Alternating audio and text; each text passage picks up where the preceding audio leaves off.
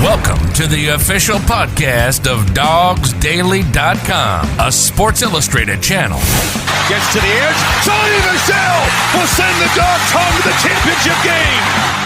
If you're looking for the latest Georgia Bulldog news in football, basketball, baseball, and recruiting, then you're in the right place. Anthony Edwards with the jam. Are you kidding me? Hosted by Dogs Daily writers Jeremiah Stoddard, Kyle Funderburk, and Jonathan Williams. Here's a pitch.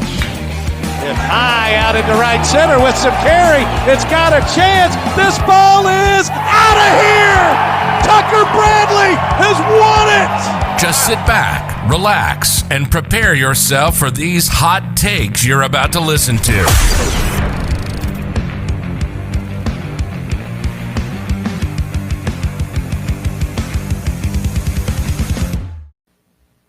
All right, welcome back to another episode of the Classic City Sports Podcast, formerly the Dogs Daily Podcast. Still kind of obviously still associated with Dogs Daily as you see us everywhere there. Once again, just kind of getting into our rebranding, so you'll hear me say this a few times as we get going through all of it. Probably the next couple episodes I'll still mention it to make sure it's you don't click on a video and all of a sudden be like, what is this? Or an audio thing and not realize what you're listening to. Plus the intro still talks about it. So, we got a pretty fun episode with you today. It's Jeremiah Stoddard, as always, along with Jonathan Williams today. We do not have Kyle today. He's got a lot going on. He will be back next week. Next week is going to be one you can't miss. Next week is going to be the week before Clemson. And so we are going to fully dive in to our pre-Clemson matchup show before we get into that season starting for Georgia. In the spirit of the season getting ready to go, though, we have a few fun things to talk about. One, speaking of Clemson, PFF came out with an article, I believe it was earlier today or a little bit ago, that someone sent to us literally right before the shows tonight, and saying Georgia loses by double digits to Clemson. Now, we're not predicting the game yet, so that is next week. We will give a prediction, a score prediction, whatever, win, loss, that kind of thing next week. We will not give a prediction right now. But personally, especially considering the game is a spread of 3.5, I don't see either team winning by double digits. I know Georgia fans will disagree with that way some too. Some Georgia fans think it's going to be a 14-plus point game in Georgia's favor. I'm going to say, as a college football fan, as a somewhat of a sports journalist, we'll keep it somewhat level-headed around. We try to say, we try to be logical. We try to talk through stuff and actually see legitimate opportunities for Georgia. When we want to be like optimistic, obviously, right? But we're going to be, real. That's just the way we are on the show. We're not going to sit here and say we're undefeated every single season when we are struggling. But I will say I do not see Georgia losing by double digits. No, I don't either. I mean, I think PFF is one that usually always spits off some kind of not necessarily accurate things. I mean, it seems like a lot of times maybe they're just publishing things for attention, but especially when it's week one, you really just don't have an idea of a real good grasp of how teams are going to look in week one. I mean, yes, we already know that Georgia is probably going to be a top tier team in college football, and Clemson, of course, is going to be a top tier team in college football, but it's week one. I mean, a lot of things can happen in week one. I mean, people come out and they struggle early on. I mean, it's first game of the season. Adrenaline's pumping, so it's easy to get just have a mind slip and something happens. So it's just hard to gauge really what could happen in week one. But I definitely don't see a week one blowout by either team. I don't know that Georgia blows out Clemson, and I don't think Clemson blows out Georgia. I think these two teams are about as equal on both sides of the ball as it gets. Yeah, Clemson has some edges against Georgia, but Georgia also has some edges against Clemson in some positions. And I think because of that, it's a tight game. We've been looking forward to this game for a long time, just as Clemson's been looking forward to this game for a long time. So I think it's a great matchup, and I definitely don't think you see a blowout loss from either team. Yeah, I don't see blowout loss. I think a lot of it could come sometimes from you look at what Georgia's going through right now. Like we talked about all the injuries and other stuff like that. I think there's a lot of uncertainty with Georgia's offense or roster in general right now that could lead someone like PFF to think that Georgia's kind of really falling off. But once again, it's the first game of the season. I think a lot of the question marks on Georgia's roster, the injury stuff that we talked about last week, I think a lot of those guys end up playing. The obvious ones that aren't going to play is going to be like a George Pickens. Yeah. I know they said day to day. I don't see Darnell Washington playing for probably a few weeks into the season, in my opinion, just off of stuff that we've been looking through and everything like that. I don't see him playing early on. The day to day thing is funny to me because I just don't. It's coach speak. It's coach speak. Kirby Smart. They don't want to designate him for a few weeks out or something like that. They're just going to give him a day to day kind of thing. And it's just one of those things that you're not going to get a direct answer on this early, but especially right before the Clemson game. Yeah. That's what I will say that, I don't know that Kirby really pays too much attention to trying to play games as far as what Clemson does or doesn't know we're going to have ready on there. I don't think he's sitting here going, you know what, I'm going to make sure that they have to prepare for him just in case. Man, if we can find out some stuff on him, I promise you Clemson knows plenty to know that man is probably not playing that game, whether or not he came out and said day to day or not. So I think that kind of stuff really makes a difference as far as a PFF is looking at it and really trying to break down, what the outcome will be. Originally, it's a 3.5 3-point spread. They're going out on a limb. I think it is a hot take. I will say that it's a hot take that they think that they win by double digits. But I mean, it's not extremely outlandish, considering all the different things that play in.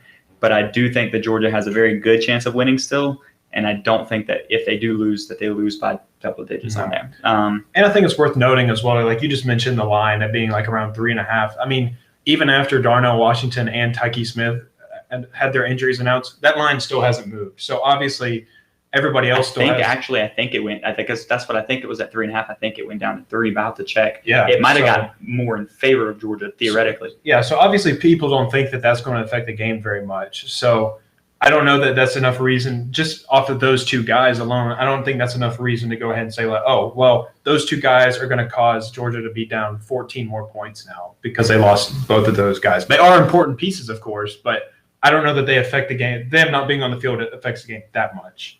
Yeah, I agree. I think that, Clemson returned a lot of defensive guys. But one of their best, one of the few that defensive starters they did lose was, somebody that's playing, in the red and black this season.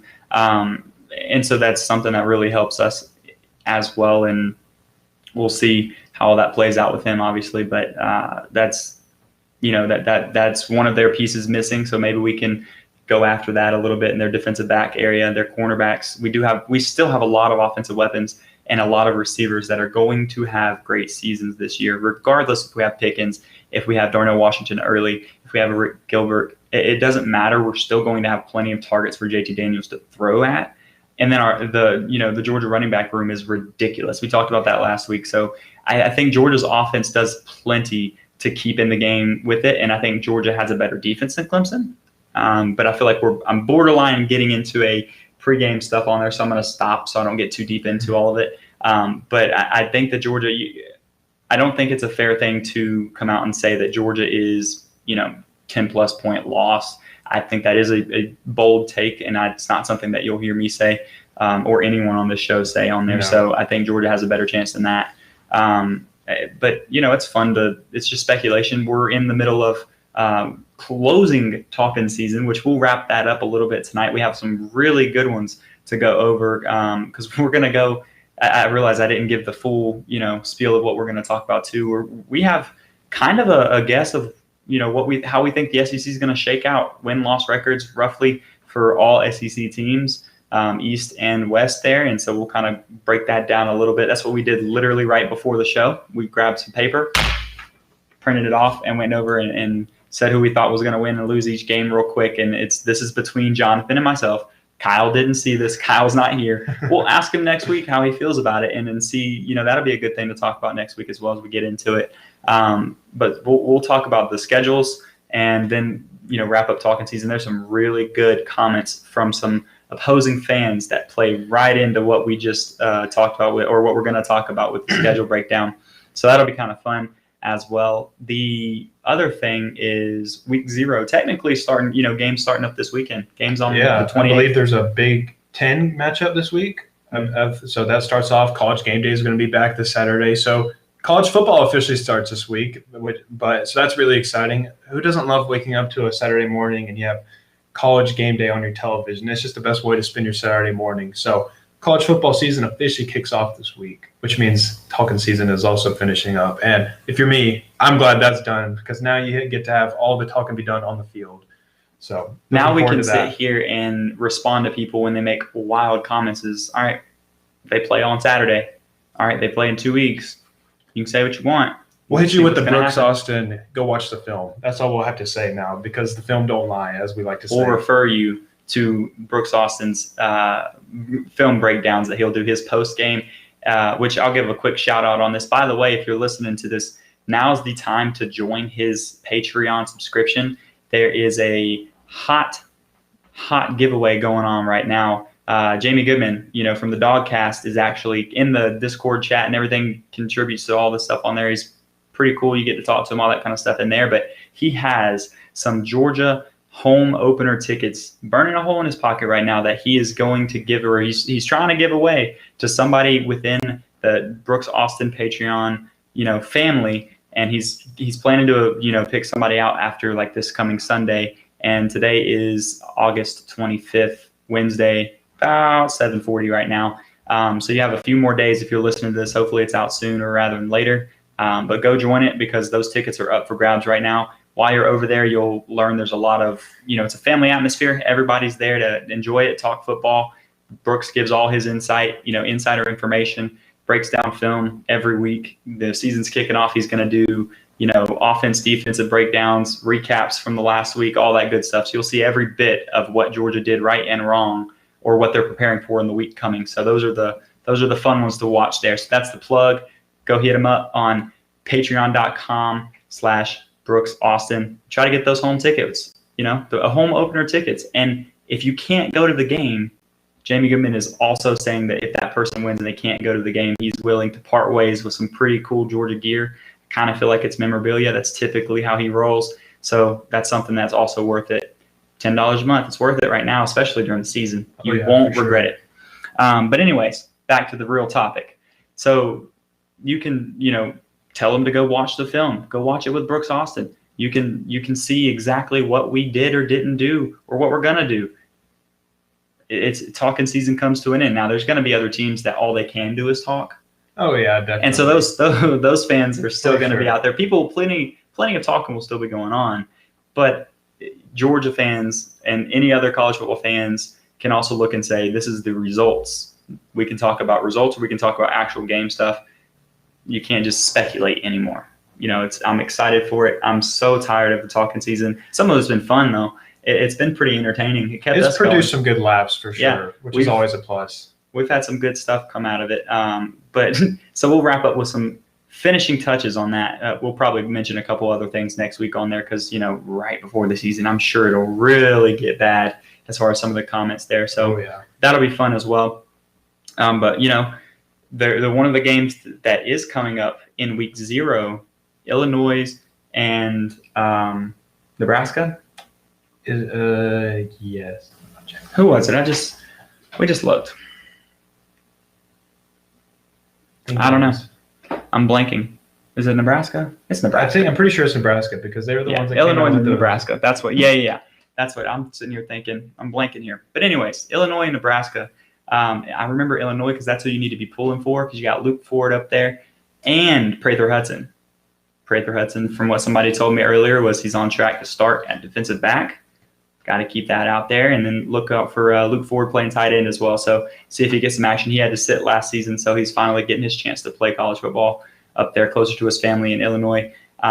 So that'll be a good game to watch this weekend. Other than that, there's really not a bunch of great games to watch this weekend. I'll look through it. There's not a single top 25 ranked team playing until next week. So there's not a ton to watch there. But still fun though. Like you said, College Game Day is going to be out there in different places, and it's going to be fun to see how the season kicks off. Whether you really care about who wins or loses, it'll be a fun game to watch regardless. College football's back. We're finally back. So that'll be a lot of fun to kind of kick everything back off, get kind of ready for it, kind of learn how to sit back on your couch on a Saturday, watch college football, preparing for the Dogs to play. It's your warm-up week, I should say. So once again, you have somebody to pull for there. The suggestion of the Classic City Sports Podcast as well. So go ahead and do that for us.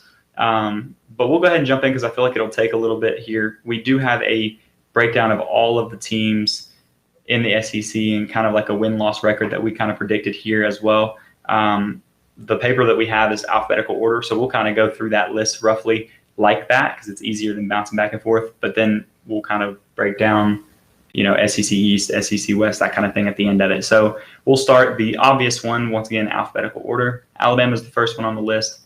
And not much to go over there. I mean, everybody knows the expectations of what Alabama's going to be every single year. But, I mean, it is worth noting. We said 12-0. That's what we were predicting as of right now. But we also said there's possibility of them going 11-1, which we won't give away right now.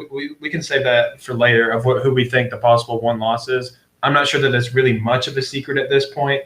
But, yeah. But more than likely, I mean, Alabama is the team to beat in the West without a doubt. Alabama's definitely the team to beat on there. And I'll go ahead and say, just because I don't think it's, like you said, it's not hard to figure out anyways. I think that the game that's going to be a really fun one to watch is going to be the Texas A&M game. I think that is the one that you're going to have to actually tune in to see who's going to win it and who's going to take that conference, or the West Division out there. And that is, by the way, at Texas A&M. Kyle Field be rocking, Kyle Field, the 12th man. It'd be rocking, man. And so, I mean, that's the biggest home game for them of the year. So, it is going to be absolutely packed out. You could be looking at a night game for that, possibly. It'll be a big one for sure. And I think it will indeed be a good game. So, but I don't know. I don't exactly know that Texas A&M is able to pull it out. But I think it could get into one of those situations for Alabama where it gets into a trap game and momentum's going towards Texas A&M's way late in the game, and Alabama's got to make a play to take the dub home. So we'll see how that goes. But definitely Texas A&M is a team to circle on Alabama's schedule. For sure, and that's one that they can't sleep on. They have to make sure they show up ready to go, all that kind of stuff, which I won't jump into the stuff. I kind of talked bad about that last week anyways. You don't have to tell these guys to get ready for a football game. They're playing, college football. They're playing for something much more than just 1 week at a time. They're playing for their careers and everything as well. They don't need to be told to get up and play, be ready for a game. They'll be ready for the game, and I think it'll be a really fun one. The one thing you do have to watch out for in these types of games is Texas A&M is going to come out swinging. Oh yeah, that's what they do, and it's sometimes you can catch them right on the chin, and then just they'll be dazed, and it's hard to come back. There's games in Georgia's seasons in the past that we've seen that kind of stuff happen. Think about 2017 and when we had to go play at Jordan-Hare and Auburn rocked us. It started from the beginning of the game. Stuff started falling apart, not going our way early on, and we couldn't recover from it. That's the kind of stuff you got to watch out for in matchups like that, because if Texas A&M catches them on the chin early, it could be hard for Bama to center themselves, and it could become a really good game. Once again, I'm not calling it a win or a loss directly. I'm saying that most likely Bama's going to be your edging them out there, but it is something that they have very, higher chance to lose compared to what they have on their schedule otherwise. So I think that's a fantastic matchup to watch. What week is, roughly 4 or 5 or 5 or 6 games in maybe? Yeah, right in the middle of the season. It'll be a fun one to watch. There. So the next one is pretty interesting as well, staying in the West, and that's going to be Arkansas. I'll kick it over to you to start there as well. I think Arkansas is a really interesting team this year just because you got second year with Sam Pittman as a head coach, and they actually surprised a lot of people last year. Sam Pittman brought a lot of momentum to that team. Got them up their first SEC win in 2 years or something like that. So they won a couple, didn't they? Yeah, they won a couple games, not even just like one. And he was competitive against Georgia in the season opener. And he was competitive in a lot of games I don't know that necessarily a lot of people saw them being competitive in. So I think he has quite a bit of momentum rolling for Arkansas. And so I just think they're one of those teams that, a team that might be better than them on paper, but if they don't come out stronger, and Arkansas does, because, they're going to be motivated to play every single week just because essentially they don't really have anything to lose when they're playing anybody, because their expectations this year are not going to be really winning the West. But they do have a chance to have some serious upsets in their own division and ruin someone else's chances at winning the West or going to the college football playoff.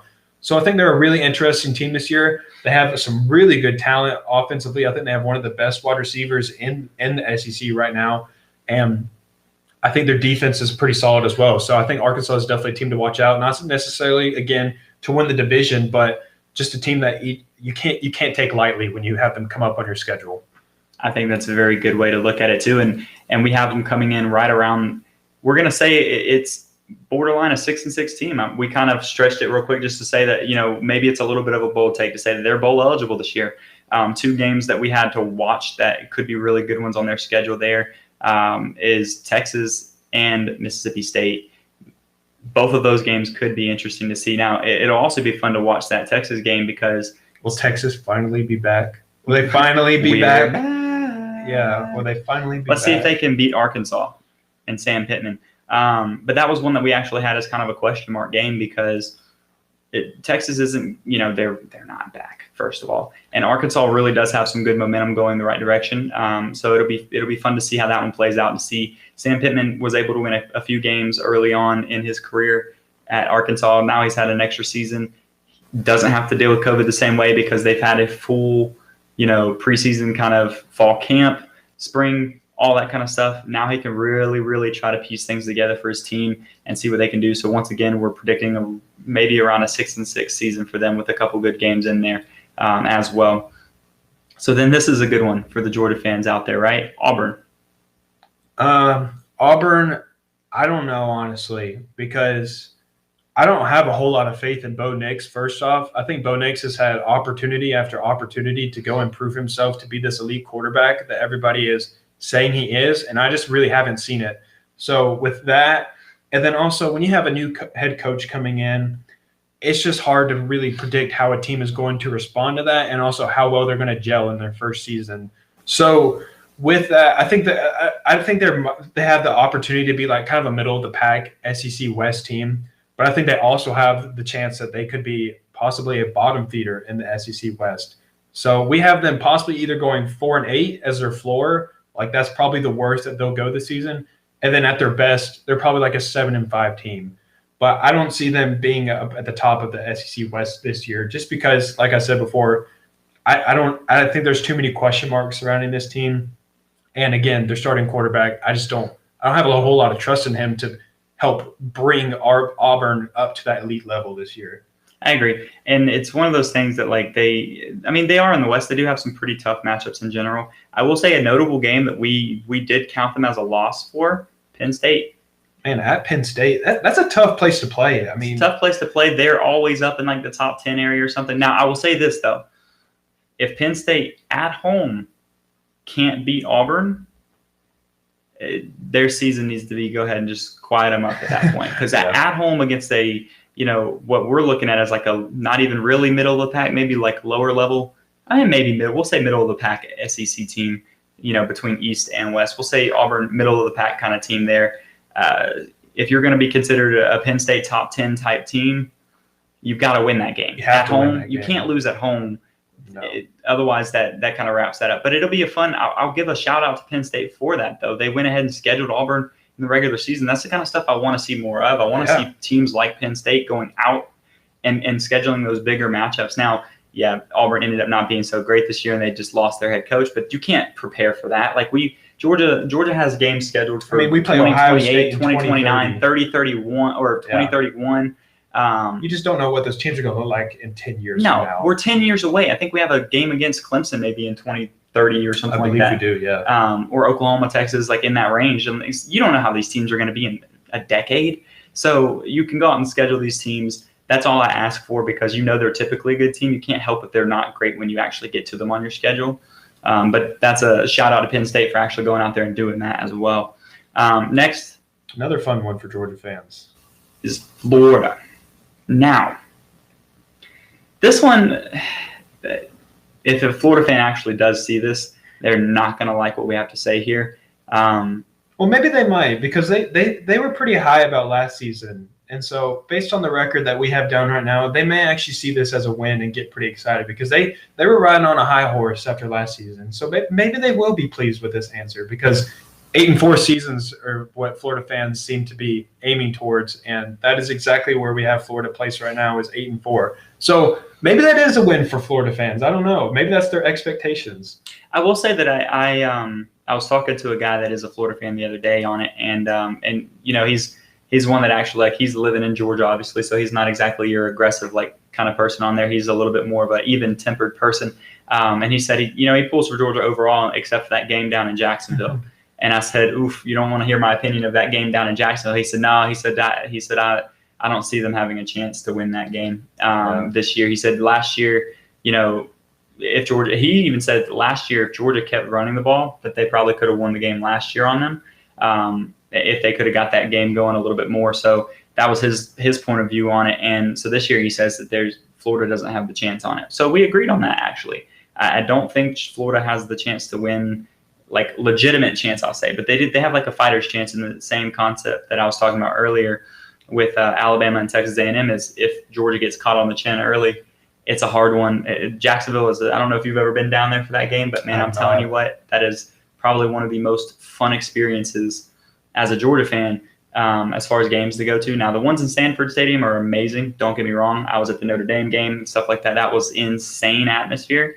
But still, there's something about playing in Jacksonville and having the stadium split perfectly half and half. That environment's incredible. And to go down there and come out with a win is extremely fun. But with that, it is easy for the team to come down there and get punched right in the jaw and then not be able to kind of completely recover from it. So it's one of those games that, you always got to watch it. It could still potentially be pulled a different direction, but I would say there's at least a 75-80% chance Georgia's going to win that one in Jacksonville this year, which is, but to be fair with Florida, the losses that we have them credit, I'm just going to say who it is real quick because it's worth mentioning. They have Alabama, LSU, Georgia, and this is the one that I stick to, and we'll get back to here in a little bit as well, is we have a loss with them with Kentucky. I think Kentucky finally breaks through and beats Florida this year. They're so close every single year. They haven't won in a ridiculous amount of time, but I think this year, they get the edge. They're playing at home. I think this is the time that Kentucky actually has a chance to pull that game out and finally break that losing streak to Florida. Yeah, I think so too. It's like you were saying with Georgia too. Like when it comes with rivalry games, especially when it's your most hated rival, I think all around, I think for most Georgia fans would say that their most hated rival is Florida probably. You just never know. I mean, you're going to get each team's going to give the other team their best shot every single time, no matter what. I don't care what the record is for that season. You're going to get the other team's best shot.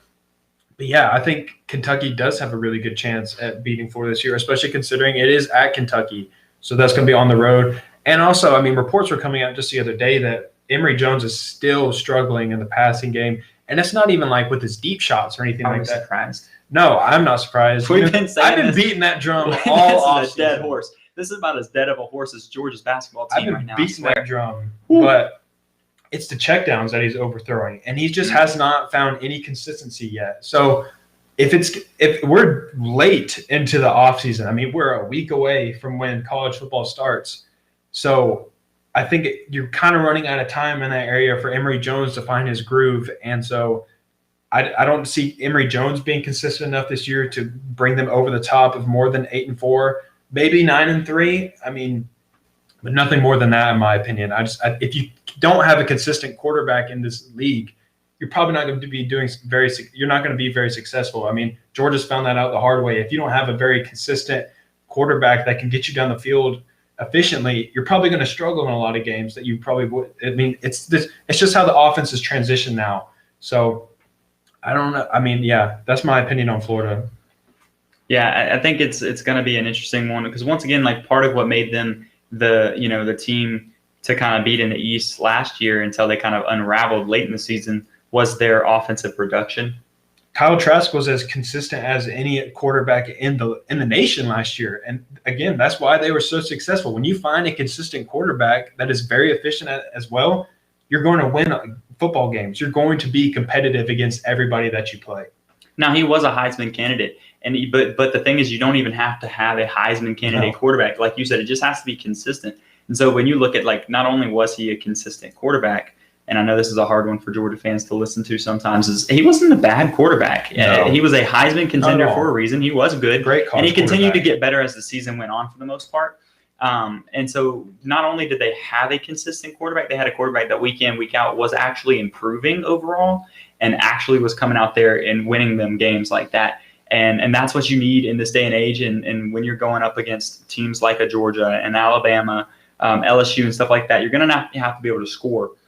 And if your quarterback can't hit his checkdowns and your quarterback's struggling with his accuracy and inconsistency, what you're going to do is then you're going to see Emory Jones come out there and you're going to see him scramble a lot. You're going to see a lot more design runs. Predictable. You become one-dimensional on He's not offense. running away from Georgia linebackers. He's not running away from Alabama linebackers. Yeah. He may gain a couple yards, but he's not going to win them the game like that. And they're going to need him to go out and win the game against these teams that we're talking about. And he's not going to be able to do that. So it's going to be a rough one for him this season. So don't get your hopes up there, Florida fans. It could be a long season. We gave you 8 wins. I think, right? Is that what we gave? We're happy about that last year, so don't come after us. 8-4. All right, 8 wins you were very content with last year. 8-4. So, I mean, you can't complain too much with that because it could get worse. To be honest with you, we'll see how it plays out, but it could get worse. Yeah. Again, now, you don't really know. So yeah, again, it's preseason. So like I've been saying It's this whole season time, you just really don't have any idea. You can't say with 100% confidence anything right now because no games have been played, and until games are played, you don't have a great idea of how teams are going to look until they play against somebody else outside of practice, until you actually get to see them with your own eyes.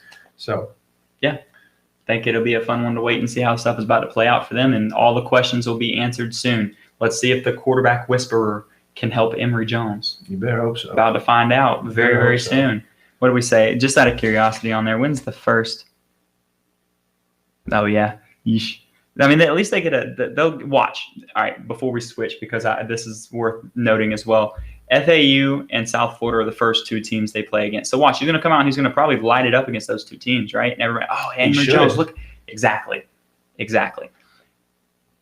Emory Jones out here, he's showing out. He's going off. Look at him. The quarterback whisperer is back at it. You can keep talking about him not being good, all that, right? Week 3, Alabama. Good luck.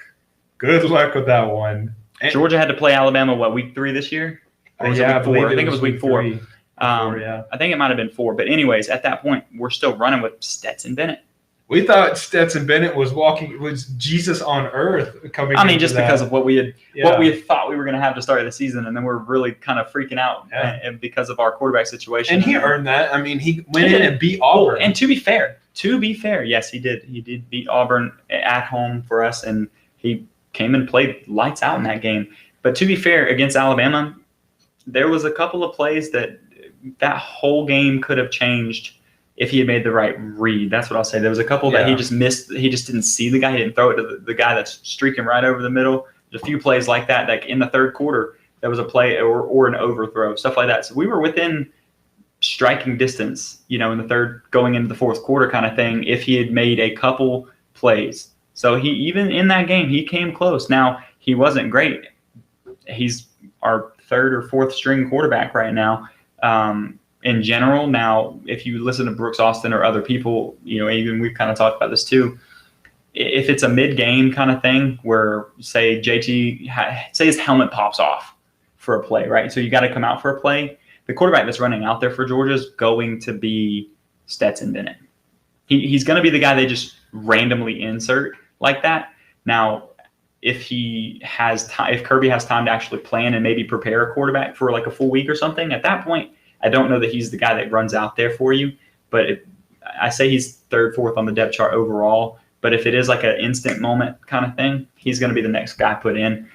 Georgia fans may not like that. I think we all can agree that he has earned that to have that role. He showed Georgia that he can come off the bench cold, basically, and play pretty well. And so I think that is something that he has earned. One thing we do know about Kirby is he does, in fact, appreciate, experience and stuff like that. So I think that in the game, immediate change, I think it's going to be him as well. But with that being said, Florida and Emory Jones, is he like a Stetson Bennett? He's decent, not your great quarterback, though.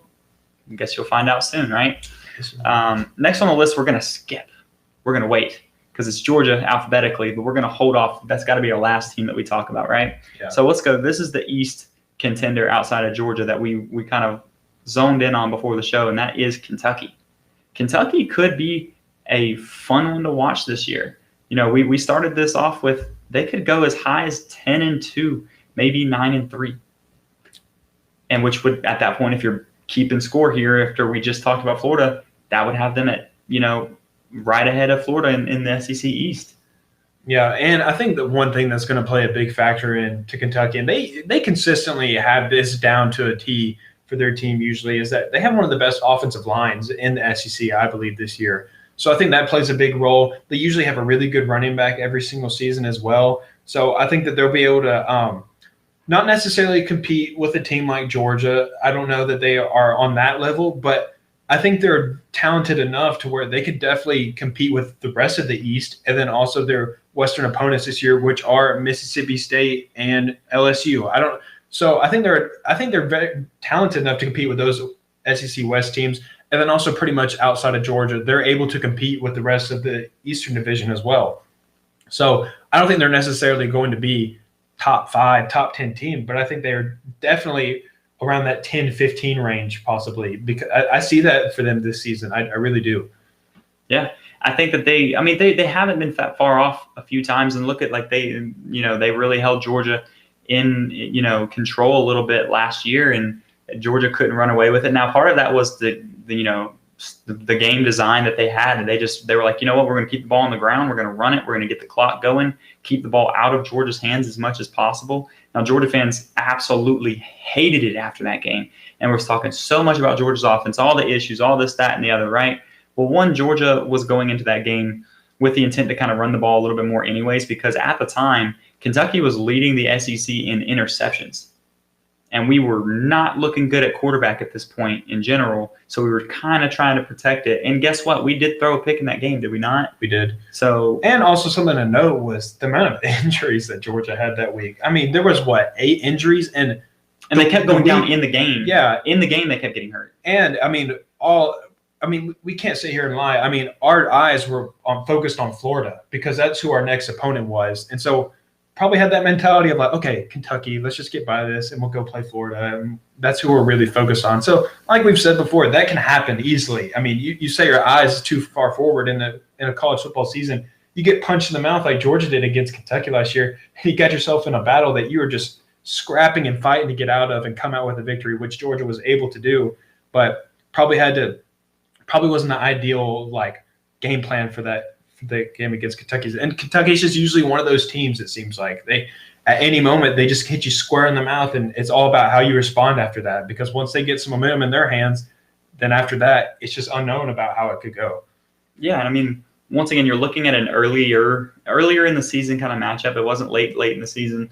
And we've been going through, the COVID situation, so we didn't have, Georgia didn't have a lot of time to put together a lot of work in the offseason with it. So that, partly played into it. And I think Kirby looked at it. And the reason I bring that up is not an excuse as far as because everyone had the same thing, but I'm just using that as with a brand new offensive coordinator kind of thing. You didn't really have a lot of time for his playbook and stuff to develop the way that he wanted it to. So he's looking at it as they've got a lot to learn.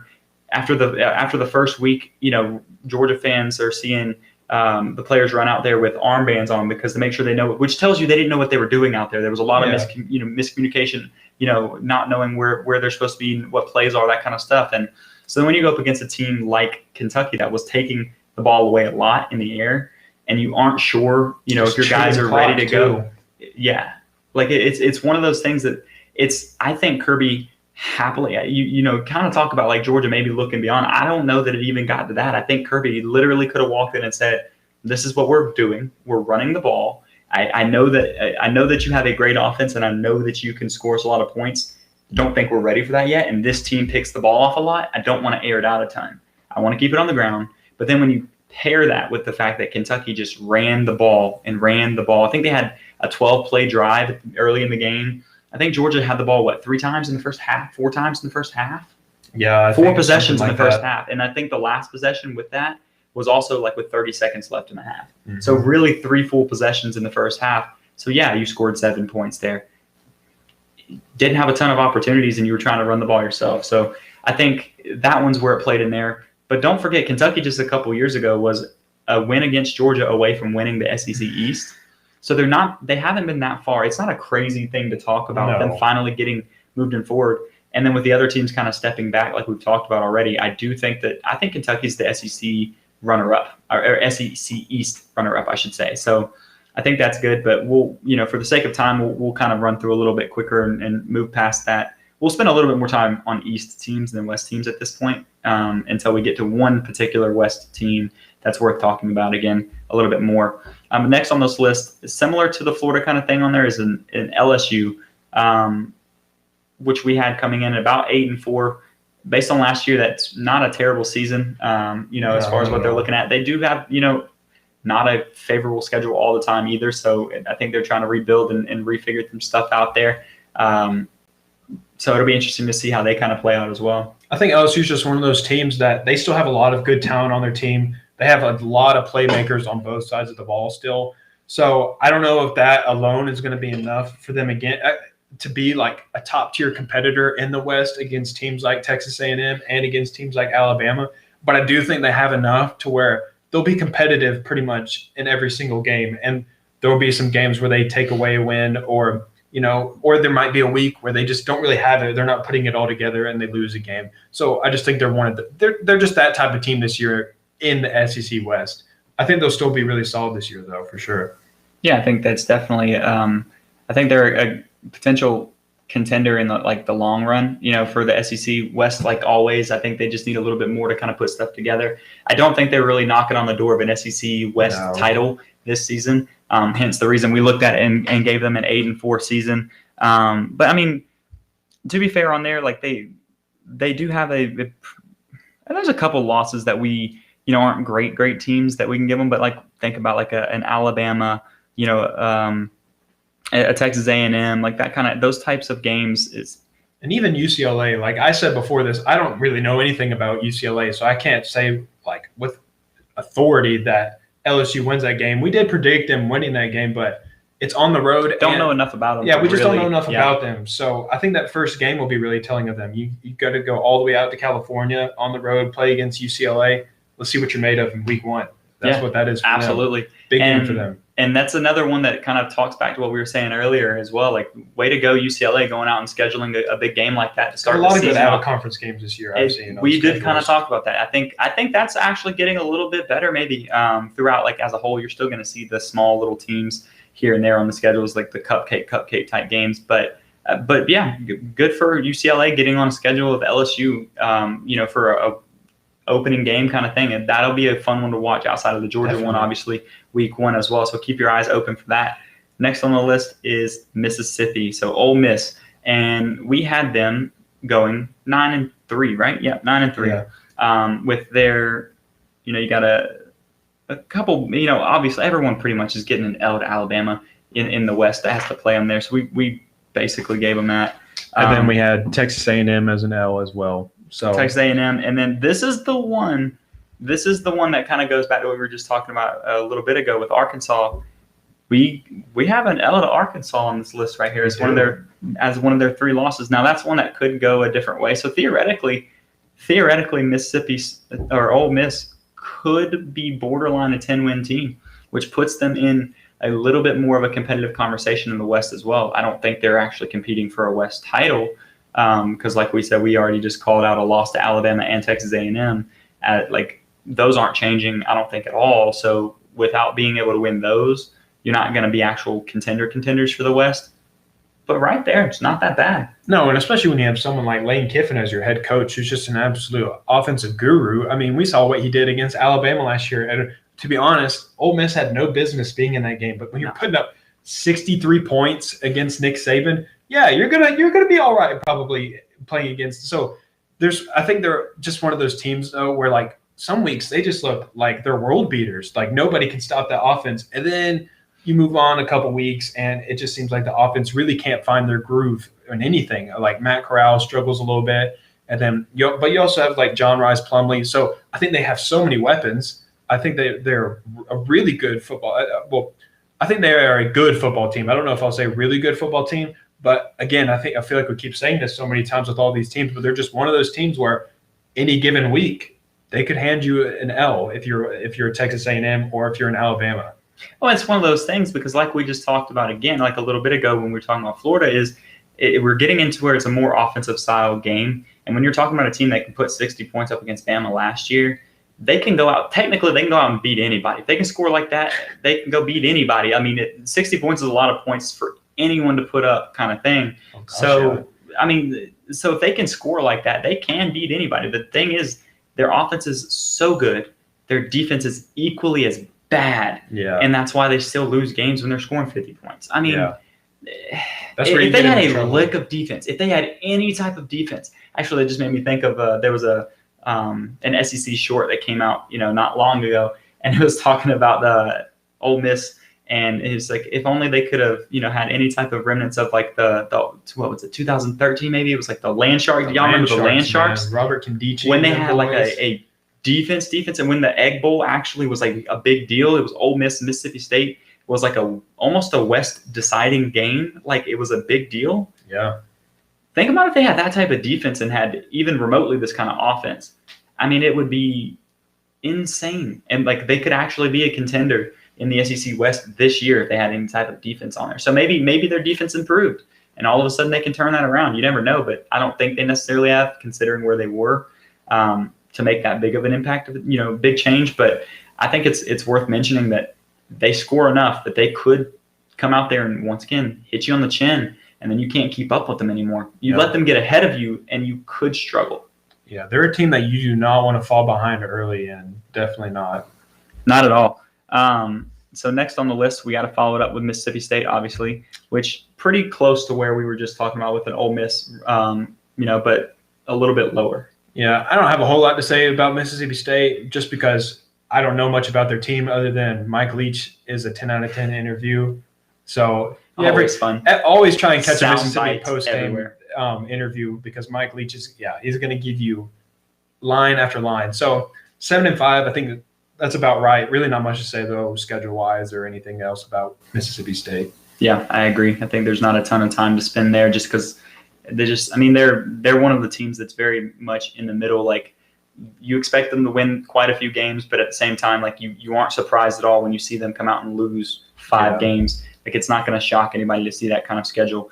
Now, one that I do, looking at right here when we went over, kind of a surprise that we had Missouri jumping up a little bit more than I thought they would. But just looking at their schedule and kind of where they're at, I think that they, we kind of came to the conclusion they go 7-5 this year compared to where they were last year and everything. That's not going to be a bad season for Missouri. A pretty good step in the right direction there as well. Yeah, absolutely. Again, I don't really have a whole lot to say about Missouri, but I think that's a great. If you're a Missouri fan, I think that's very realistic, and I think that's a big improvement for you to be a 7-5 team, bowl eligible, and so I think Missouri will be a decent team. Again, probably not competing with the teams above them like Georgia, Kentucky, or maybe even Florida, but I think they're definitely talented enough to where they can handle the rest of their business elsewhere in the division. Absolutely, and it'll be interesting to see if they can actually kind of keep up. I think they have some issues in like the recruiting side that's really kept them from being able to keep up and compete regularly in the SEC, even the SEC East. For the last several years they've been in there, they started strong when they came in, winning the division twice, but then since then it's just been they're just quiet. They're just quiet, and they haven't, and that's because of recruiting. They just haven't been able to keep up with the other SEC teams in the recruiting side of it to really rebuild their roster. And having a quarterback like Drew Lock makes all the world difference for a team like that. Yeah, he was great, and they just didn't have anybody around him. Yeah, and it didn't have anybody to come in and replace them. And they didn't have anybody. Yeah, they didn't have anybody to come replace him. So then you just look at it. So last year just kind of fell apart in the middle of COVID, all that kind of stuff. They just really didn't put anything else together. Yeah. It'll be interesting to see how they come out this year. Now they had a little bit more time to prepare. Looking at their schedule, we're giving them the benefit of the doubt. See if they can turn stuff around, make themselves a little bit more competitive. It'll be a fun one to watch. Yep. Next on the list is we're going to get into some of the really rough ones in the SEC East for a little bit here. South Carolina, actually, surprisingly enough, South Carolina we had bowl eligible at 6-6, and that might be a little generous considering all things. I mean, considering they just promoted a grad assistant to be eligible to play quarterback for them this year, so I think 6-6 might be a little too generous for a team like South Carolina, and they're just having to rebuild a lot. You just lost your head coach. Shane Beamer's in there now trying to rebuild things. and get some momentum going in for that program. So 6-6 might be a little generous, but I think they also have one of the best running backs in the SEC as well. So if you get that ground and pound game going, and again, if they can do something like Kentucky did last year, just chew clock, get ahead of a team, and you get a couple stops, I think they can scratch out a few wins definitely, and maybe even get to be bowl eligible. But I think considering all things, I think 6-6 could also be maybe a little too generous. It could, and the reason that it could definitely be a little too generous on there, we did give them. I think that the odds of them being 6-6 are probably a little bit on the unrealistic part of it, just slightly. And the reason for that is because one of those wins we had listed as an Auburn win right there. So Auburn is falling, a little bit on their own, but I think that is one of those games, which is why we had Auburn. What do we have them, potentially winning 4 games, but potentially winning 7? Yeah. That's the reason, because of a game like that being on the schedule, where we went ahead and gave South Carolina that win, but Auburn could very well win that game, which would then mean, South Carolina going down to like a 5-6. But to be fair, I mean, the 3 of those wins are non-conference wins. The other non-conference game they have is Clemson, which is not going to go well. So 3 of them is, almost a guarantee. You got like Troy, Eastern Illinois, and East Carolina. Like those games, yeah, you're going to have to give them those wins. And then there's, Tennessee, which we'll talk about in a second. I mean, Tennessee, I don't think is a far stretch to give them the win. The only game I think that we gave a win on there that's really kind of a stretch is going to be Auburn. Yeah. But once again, that's why we put Auburn where we did, as being, 4 to 7 wins, one or the in between that range, games like this. It's just so, it's a little generous, but quite frankly, it's not SEC wins that they're getting. It's, 3 non-conference, and then you have a Tennessee, Auburn in there, like that kind of stuff. Like Vanderbilt, yeah, they're going to beat Vanderbilt. Vanderbilt's going to be rough. So, quite frankly, it's not that generous. It's just that one game. Yeah. Yeah, very true. So we'll go ahead and jump into the next one. And while we're actually on this one, we'll go ahead and read one of the Talkin season submissions that we had. And basically, to summarize it up, they typed out a lot. Basically, this Tennessee fan typed out his synopsis of how he thinks that the Tennessee season will go this year. And the first sentence says, 10-2 is obtainable with losses to Florida and the Crimson Turds. That's how he phrases it. So basically, those are the only 2 wins that he sees. Those are the only 2 losses that he sees. It's against Florida and Alabama. We have them going 4-8. So, yeah. But they had them going 10-2. Not happening. Not happening at all. For starters, you lost Henry To'oTo'o, who is without a doubt a Sunday linebacker in the future for the NFL, and a very good one, who's now at Alabama. And not to mention all the other, 18 transfers this offseason that fell. It seemed like everybody up in Tennessee was hitting the portal for a good reason. It's a hot mess up there right now. And, yeah, I think there's no way that they go 10-2, not at all. No, and we're talking for, we'll quickly run through the schedule real quick, and you tell us where their 10-2 season comes from with this, and we'll let you know what we had them L or W each one. Starting the season in Bowling Green, sure, you win that game, that's fine. Then they play Pitt. I'm giving them an L against Pitt. I don't think they win that game. No. And then they played Tennessee Tech. Sure, you can win that game too. Yeah, good for you, but that's 2 of your 4 wins. And then you've got a big old L to Florida, a big old L to Missouri. You get an L to South Carolina, L to Ole Miss, L to Alabama. You're losing Kentucky. You're losing Georgia. And then here you go. You can beat South Alabama, and then you can beat Vanderbilt.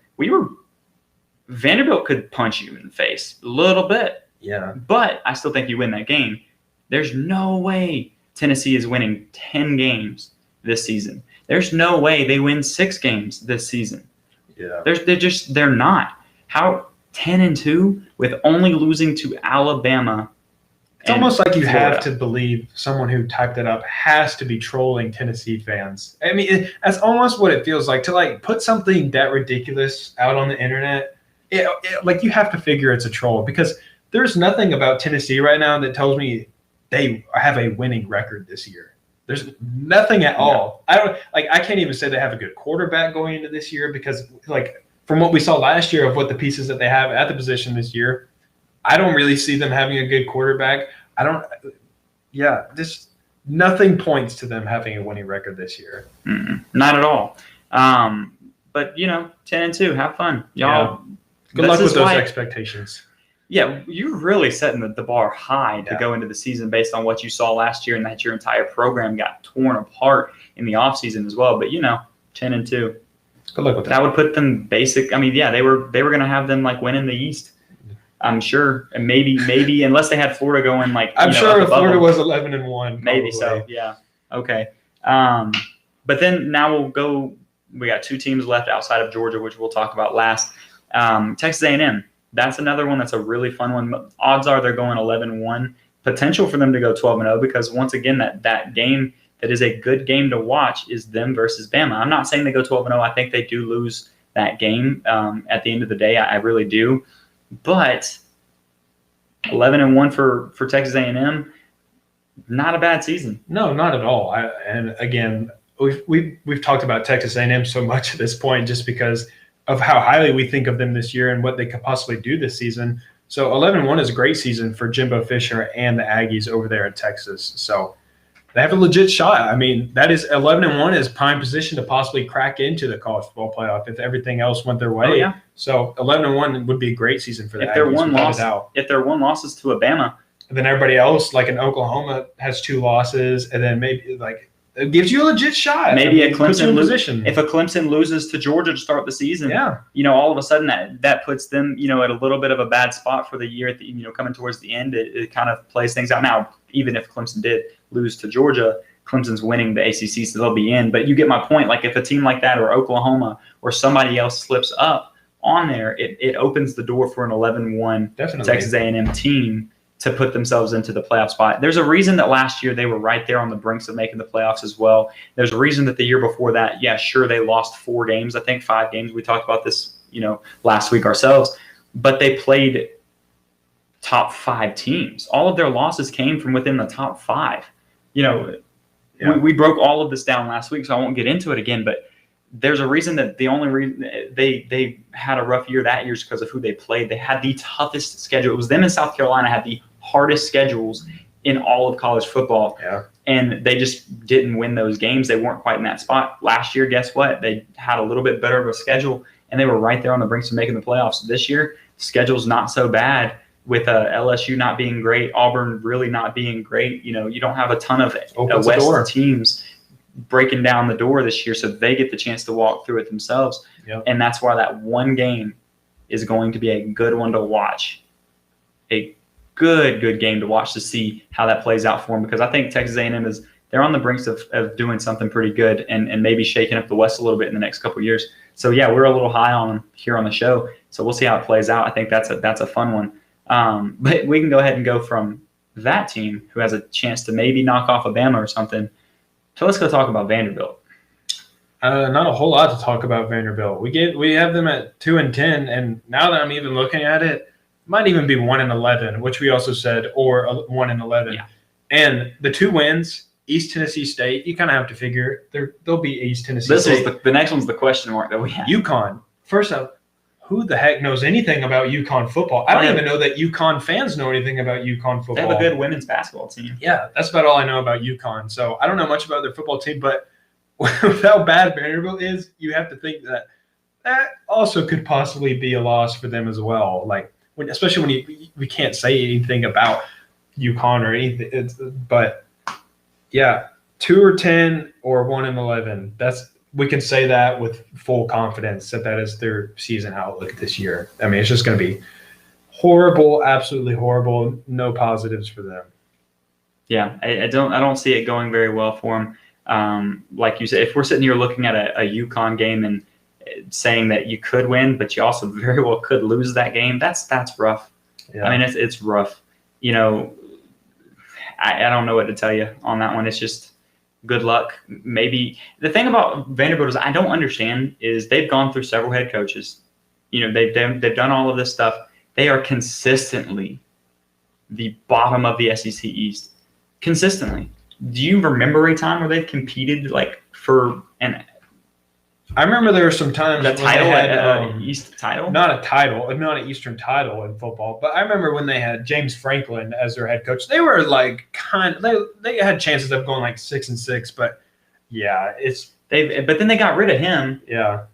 Who was it? Was it Derek Mason after that? I believe it was Derek Mason. Who they just got rid of? Yeah. Who I like Derek Mason a lot. I think he didn't get a fair shake. Yeah, I mean, it's just hard to build up a program like that when football is probably not their priority. I mean, especially with how their baseball program is, it's just hard to make it a priority. And especially when you're as prestigious as they are in academics, it's just hard to build a football program like that in a situation like that. But moving on from that garbage, we'll go ahead and close it out. Let's go to the good one that everyone wants to hear real quick.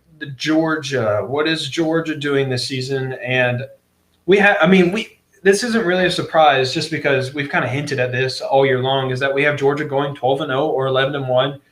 And you guys have an idea of who that one loss possibly could be. We're not going to get into any predictions, of course, for that game. We'll leave that for next week. Hence the reason 12-0 or 11-1, because find out next week. You'll see what we think next week. We'll give you the actual prediction next week to see what we think is going to happen in that game. But yeah, I mean, that's the only question mark. When we look through this schedule, like let's real quick, just because it's worth noting. I mean, start the season off with Clemson. That's a great game. Once again, shout out to playing top teams out of conference. Georgia and Clemson have several games scheduled throughout the next, 10 years of like that. But plus Georgia and Clemson has played quite often in general. They have a little bit of a rivalry there as well. So it's building up. Yeah. And it's getting more and more the next few years when they play so many times. In the next 4 years, I think they play 2 or 3 times. Yeah. So it'll be a fun one to watch how that plays out overall. But you start the season off there. I mean, UAB's a win. South Carolina's a win. Vanderbilt's a win. Arkansas's a win. Auburn, a win. Kentucky, a win. Florida, once again, they are not going to be anywhere near as good as they were last year. Georgia wins. Missouri, win. Tennessee, win. Charleston Southern, a win. And Georgia Tech, a win. I mean, just listen to that schedule. Where's a loss on that schedule outside of Clemson? Georgia goes from playing their biggest game of the year, week 1, against Clemson. And then after that, your next worry really is against Florida. It's the only possible team that maybe has a legit shot and it's if taking Georgia on the chin. Yeah, it's just if they have one of those rivalry games where they just come in swinging and Georgia doesn't, which won't happen just because I can guarantee you Kirby Smart does not want to lose to Dan Mullen and the Florida Gators 2 years in a row. But, I mean, it's a possibility that it could happen. But, yeah, Georgia just has a very favorable schedule this year. I mean, to be able to you take on Clemson in week 1, which isn't even a must-win game for you, just because you know for a fact that you have to win the SEC probably anyways to make the college football playoff. So Clemson, yeah, it's a great game, and it's a big one for sure for Kirby Smart and the Georgia football program, but it's far from must-win just because as long as you take care of business everywhere else, you're going to be sitting pretty in for what expectation is this year anyways, which is a national title. So Georgia's schedule is just built for them to be able to be successful this year, and that's why we have them going 12-0 or 11-1. Yeah. Once again, check back next week to see exactly which way we think that one goes. But I mean, I'm open to a discussion on this, right? So if you're listening, maybe you're a rival fan, maybe you're another Georgia fan out there. Now, don't come to me with we always drop that one game or whatever. Don't come to me talking about South Carolina or LSU or Auburn on there. Because first of all, the only one that you really have any validity to it is going to be South Carolina that we really felt the Georgia completely fell apart against on there. Auburn, we were on the road and they just got us. But guess what? When it mattered, Georgia took care of business in the SEC championship game and completely got rid of that. LSU, that game, the next year they were the best team almost in ever in college football. The amount of production and how well they played the next year, that was their national championship year. So don't talk to me about those games. If you're a Georgia fan and you want to say that Georgia always drops a game on there, you can. If you say South Carolina, sure, we lost that game.